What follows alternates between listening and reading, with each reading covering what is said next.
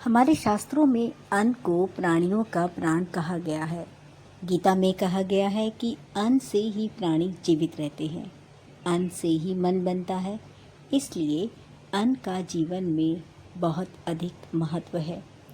माता के गर्भ में मलिन भोजन के जो दोष शिशु में आ जाते हैं, उनके निवारण और शिशु को शुद्ध भोजन कराने की जो प्रक्रिया है, जो प्रोसेस है, उसको अन्नप्राशन संस्कार कहा जाता है। निधि की कहानी यूट्यूब चैनल में अन्नप्राशन संस्कार हमारे लिए कितना ज़रूरी है, इसके ऊपर आज बात हो रही है। जब शिशु छठे महीने में आ जाता है तो अन्नप्राशन संस्कार किया जाता है। शास्त्रों में भी इसकी महत्वता बताई गई है। आहार शुद्धो सत्व शुद्धि ही कहते हैं ना। शुद्ध आहार से शरीर में सत्व गुण की वृद्धि होती है। अन्न से सिर्फ शरीर को पोषण ही नहीं मिलता, अपितु हमारा मन, बुद्धि, तेज व आत्मा का भी पोषण होता है। इसी कारण अन्नप्राशन को संस्कार के रूप में स्वीकार करके शुद्ध, सात्विक व पौष्टिक अन्न को ही जीवन में लेने का जो व्रत है, उसे करने हेतु ही अन्नप्राशन संस्कार संपन्न किया जाता है। अन्नप्राशन का उद्देश्य है जिससे बालक जो है तेजस्वी, बलशाली एवं मेधावी बनता है।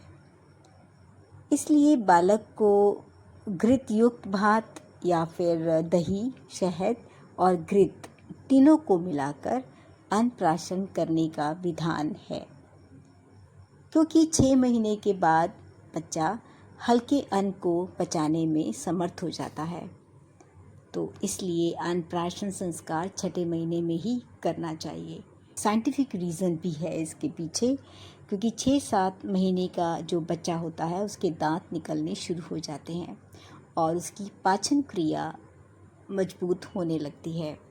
ऐसे में वह जैसा अन्न खाना शुरू करेगा, उसी के अनुरूप उसका तन मन बनना शुरू हो जाएगा। हम मनुष्य के जो विचार हैं, भावनाएं हैं, आकांक्षाएं हैं, अंतरात्मा है, बहुत कुछ अन्न पर ही निर्भर करती है। अन्न से ही जीवन तत्व मिलता है, जिससे रक्त, मांस आदि बनकर जीवन धारण किए रहने की क्षमता उत्पन्न होती है। तो अन्न ही मनुष्य का स्वाभाविक भोजन है। उसे भगवान का कृपा प्रसाद समझकर ग्रहण करना चाहिए। अन्न के संदर्भ में महाभारत में एक रोचक कथा आती है। जब शरशैया पर भीष्म पिता पड़े हुए थे तो वो पांडवों को कोई उपदेश दे रहे थे। अचानक द्रौपदी को हंसी आ गई। द्रौपदी के इस व्यवहार से पितामह को बड़ा आश्चर्य हुआ और उन्होंने उससे पूछा, द्रौपदी, तुम्हारे हंसने का क्या कारण है? द्रौपदी ने विनम्रता से कहा, पितामह, आपके उपदेशों में धर्म का मर्म छिपा है।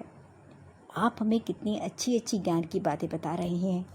यह सब सुनकर मुझे कौरवों की उस सभा की याद हो आई जब वे मेरे वस्त्र उतारने का प्रयास कर रहे थे। तब मैं चीख चीख कर न्याय की भीख मांग रही थी, लेकिन आप वहाँ पर होने के बाद भी मौन रहकर उन अधर्मियों का प्रतिवाद नहीं कर रहे थे। आप जैसे धर्मात्मा उस समय क्यों चुप रहे?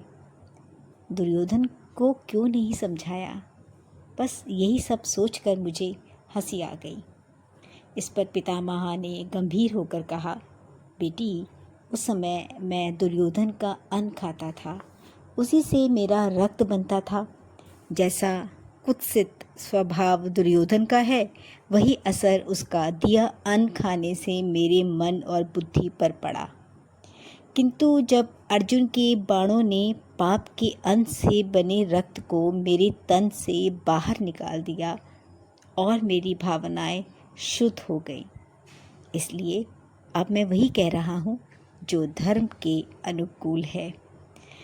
तो ऐसा होता है अन्न खाने का प्रभाव। अन्नप्राशन संस्कार की महत्वता अब समझ आ रही है। सुनते रहिए निधि की कहानी। आपका दिन शुभ हो।